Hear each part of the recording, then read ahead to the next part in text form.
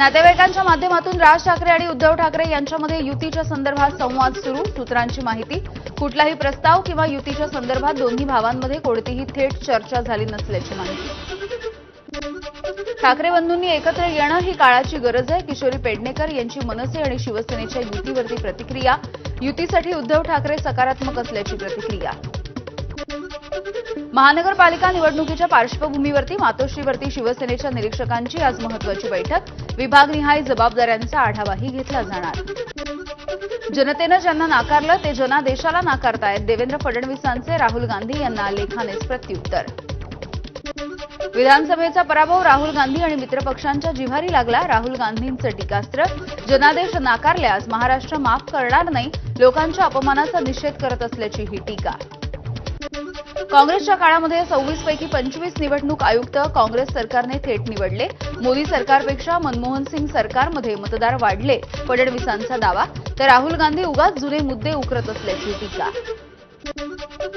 मतदानाचा टक्का अचानक वाढला हे म्हणणं हास्यास्पद. फडणवीसांची काँग्रेसवर टीका. तर शेवटच्या तासामध्ये टक्का वाढला म्हणणाऱ्यांनी दर तासाचा वेग सुद्धा पाहावा. आकडेवारीसह लेखामधून फडणवीसांचं प्रत्युत्तर. मुख्यमंत्री फडणवीसांच्या अंगाचा तिळपापड झालाय. देशामधल्या 14 प्रमुख वृत्तपत्रांमध्ये राहुल गांधी यांचा लेख छापून आल्यामुळे भाजप उघडा पडला. संजय राऊत यांची प्रतिक्रिया. फडणवीसांनी नवीन ग्रंथ लिहावा, नवीन गीता लिहावी. संजय राऊत यांची टीका. तुमचा विजय कसा झाला, अजित पवार शिंदे कसे जिंकले हे संपूर्ण जगाला माहिती असल्याचा राऊतांचा टोला. राहुल गांधींना आणि मुख्यमंत्री फडणवीस दोघांना त्यांचं मत मांडण्याचा अधिकार आहे. सुप्रिया सुळे यांची प्रतिक्रिया. पंतप्रधान मोदी लष्करी गणवेशामध्ये राजकीय प्रचारामध्ये दंग असून त्यांच्या भक्तांनी लष्करी गणवेशामधले मोदींचे फोटो वापरून राजकारण सुरू केलंय. त्यामुळे पराक्रम नक्की कुणी केला असा सामनामधून सवाल. कुणी कितीही ताकद दाखवली तरी सगळ्यांचा बाप मुख्यमंत्रीच. धाराशिव जिल्हा नियोजन समितीमधल्या कामांच्या स्थगितीच्या मुद्द्यावरती बोलत असताना नितेश राणे यांचा इशारा. शिवसेना आमदार निलेश राणेंची मंत्री नितेश राणे यांना समज. नितेश यांनी जपून आणि गोष्टींचं भान ठेवून बोलावं. निलेश राणे यांचा सल्ला. आपण या महायुतीमध्ये आहोत त्यामुळे हे विसरून चालणार नाही. धाराशिवमधल्या वक्तव्यावरून निलेश राणे यांची नाराजी. निलेश राणेंच्या एक्स पोस्टला नितेश राणे यांचं प्रत्युत्तर. निलेशजी तुम्ही टॅक्स फ्री आहात असं म्हणत नितेश राणे यांच्याकडून स्माइली सुद्धा पोस्ट. धाराशिव जिल्ह्यामध्ये मत्स्य व्यवसायाला चालना मिळणार. मंत्री नितेश राणे यांची घोषणा. मत्स्य व्यवसायासाठी भाजप कार्यकर्त्यांना प्राधान्य देण्याच्या जिल्हाध्यक्ष दत्ता कुलकर्णींच्या मागणीला नितेश राणे यांचा हिरवा कंदील. खासदार वर्षा गायकवाड यांच्या नेतृत्वामध्ये मुंबईमध्ये आंदोलन. कुर्ला मदर डेअरीचा भूखंड अदानीला देण्याच्या सरकारच्या निर्णयाच्या निषेधार्थ जन आक्रोश. शेतकऱ्यांच्या विविध मागण्यांसाठी आजपासून बच्चू कडू यांचं अमरावतीच्या गुरुकुंज मोझरीमध्ये अन्नत्याग आंदोलन. मागण्या मान्य होत नाही तोपर्यंत आंदोलन सुरूच राहणार असल्याचा बच्चू कडूंचा इशारा. पालघर शिवसेना पदाधिकारी अशोक धोडी अपहरण आणि हत्या प्रकरणामधील मुख्य आरोपी अविनाश धोडीला अखेर 5 महिन्यांच्या नंतर अटक झाली आहे. फरार असलेल्या अविनाश धोडीला दादरा नगर हवेलीच्या परिसरामधून अटक झालेली आहे.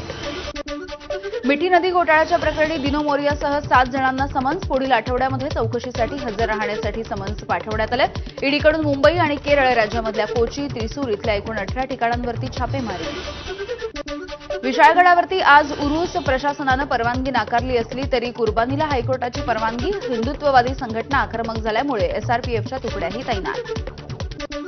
तुळजाभवानीच्या मुख्य गाभाऱ्यामधल्या शिळांना तडे गेल्यात. स्ट्रक्चरल ऑडिटच्या नंतर गाभाऱ्यामध्ये सुरक्षिततेच्या दृष्टीनं लोखंडी बार आणि फ्रेम लावून उपाययोजना. त्यामुळे गाभाऱ्याच्या सुरक्षेचा प्रश्न ऐरणीवर. देशभरातील मागील 24 तासामध्ये कोरोनाचे आणखी 4 बळी. मृतांची संख्या 59 वर. सध्या देशामध्ये 5,755 सक्रिय कोरोनाचे रुग्ण असल्याची नोंद आहे. नाशिकमध्ये कोरोना रुग्णांच्या संख्येमध्ये वाढ. नाशिकमध्ये 1 कोरोना रुग्ण आढळून आल्यामुळे आरोग्य विभाग सतर्क. जिल्हा रुग्णालयामध्ये 15 बेडचा कोरोना कक्षही स्थापन. पुण्याला पाणी पुरवठा करणाऱ्या धरणांच्या पाण्याच्या पातळीमध्ये वाढ व्हायला सुरुवात झाली आहे. 4 धरणं मिळून 18.70% पाणीसाठा. गेल्या वर्षीच्या तुलनेमध्ये आजच्या दिवशी 4% अधिकचा पाणीसाठा. जालन्यामधील काही गावांना वादळी पावसाचा फटका. घरावरचे पत्रे उडून गेले तर काही ठिकाणी झाडांचीही पडझड. एका महिलेसह 2 जण जखमी. नाशिकच्या येवला तालुक्यामध्ये वादळी वाऱ्यासह पावसाची हजेरी, अनेक ठिकाणी घरांवरचे पत्रे उडाले तर झाडं सुद्धा उन्मळून पडल्याच्या घटना, छत कोसळल्यामुळे जनावरं सुद्धा जखमी झाली. नाशिकमध्ये झालेल्या तुफान पावसामुळे शेतकऱ्यांच्या पिकांचं नुकसान झालंय. परिणामी भाज्यांचे दर चांगलेच वाढले आहेत. 50 ते 60 रुपये किलोच्या दरानं फळभाज्या विकल्या जात आहेत तर 40 ते 80 रुपये दरानं पालेभाज्यांची विक्री होतीये. नागपूर मुंबई समृद्धी महामार्गावरती उद्घाटनाच्या अगदी दुसऱ्या दिवशी इगतपुरीमधल्या बोगद्याजवळ अपघात झालाय. या अपघाताचं थरारक सीसीटीव्ही फुटेजही समोर आलेलं आहे. मुंबई गोवा महामार्गावरती एलपीजी गॅस टँकर आणि मिनी बसला निवळीमध्ये अपघात झालेला आहे. 2 गाड्या, एक गोठा जळून खाक झालाय. घरांना सुद्धा आग लागली. या अपघातामध्ये काही जखमी झालेले शिक्षक आहेत. चंद्रपूरमध्ये पिकअप चालकाची मुजोरी, बल्लारच्या टोल नाक्यावरती गाडी थेट टोल नाका कर्मचाऱ्याच्या अंगावरती घातली. घटना सीसीटीव्ही कॅमेऱ्यामध्ये कैद. टोल कर्मचारी संजय वांढरे अपघातामध्ये जखमी झाले. ओव्हरटेक करून कट मारल्याचा आरोप करत एका व्यक्तीला मद्यधुंद पोलीस कर्मचाऱ्याकडून गोंदियामध्ये मारहाण. 19 मेच्या घटनेचा व्हिडिओ सोशल मीडियावरती व्हायरल. पोलिसांनी कारवाई करत संबंधित पोलिसाला निलंबित केलेलं आहे.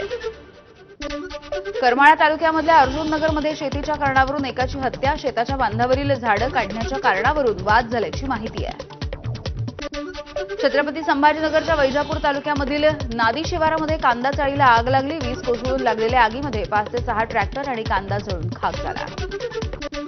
सोलापूर शहराची शांतता भंग करणाऱ्या एका महिलेसह 4 सराईत गुन्हेगारांवरती तडीपारीची कारवाई. यांच्यावरती मारामारी करणं, जीवे ठार मारण्याचा प्रयत्न करणं आणि महिला अत्याचारांचेही गुन्हे दाखल आहेत.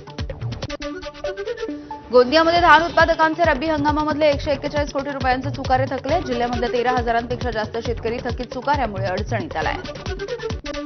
महाडीबीटी पोर्टलवरती ऑनलाईन नोंद केलेल्या सोयाबीन उत्पादक शेतकऱ्यांना सोयाबीनच्या बियाण्यांचं मोफत वाटप. 100% अनुदानावरती बियाणांचं वाटप.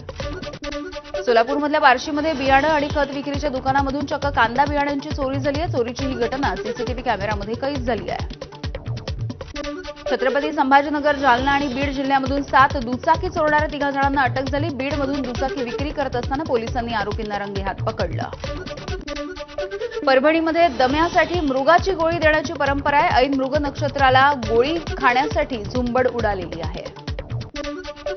राज्यामधल्या सहकारी साखर कारखान्यांसाठी नवीन नियमावली, कर्जाची परतफेड न केल्यास आता संचालकांच्या मालमत्तेवरती बोजा चढवण्यात येणार आणि यानंतर कर्ज थकवलं तर 1 महिन्याच्या आतमध्ये संचालक मंडळ बरखास्त करण्याचा निर्णय.